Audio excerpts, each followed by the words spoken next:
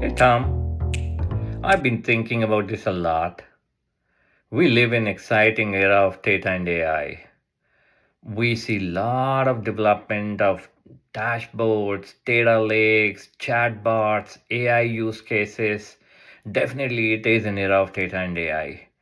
Yet I would argue that when you take a look at most leadership meetings, most decisions, if not less, 80% of decisions are still made on basis of opinions, loud voices in the room, and gut feel. Why is changing human behavior so harder than building technology? And a question to you, what does it take to become a truly data-driven culture? Thanks, Tom. Thank you for this question, Ashish. No surprise, you've hit the management question for our time. It is a difficult and involved one. I took it up about 20 years ago when the phrase data driven first appeared and wrote this. Data driven, it came out in 2008 and tried to explore your question in some detail. Today, I want to answer the simpler one of what does data driven even look like?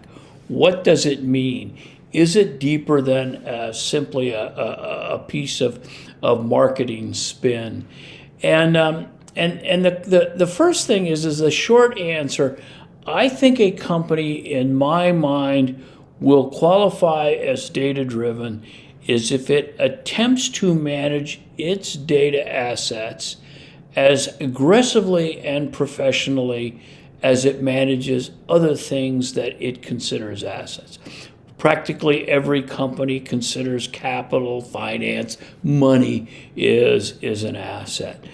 Some their brand, many people, and so forth. Manage data as aggressively and professionally as those things, and you qualify. Now, I want to break it down further. In data driven, I proposed three tests, three things that the way companies and people treat things that they view as assets. The first test is they take care of them, right? They make sure they got the right stuff, that it's protected from harm, kept safe, and understand how it all works together. With data, this means, do we have the right data? Is it of sufficient quality? Is it protected from being stolen and so forth? The second criteria is put it to work, right? We have money, we put it to work to build the organization. With data, there's lots of ways to put it to work. Part of your question looked at decision making, and certainly that's one way, but there is another way. One of my favorites is informationalization, a term that I learned from a guy named Stan Davis quite some time ago. But the basic idea is make your products and services more valuable by building more data and information in. Today, of course, organizations are trying to do this with AI. The third criteria is that you have to advance an organization that is attuned to the properties of the asset. So we don't manage people the same way we manage money, and data as an asset has properties unlike any of these. Just one example is data. If I'm using it, so can you.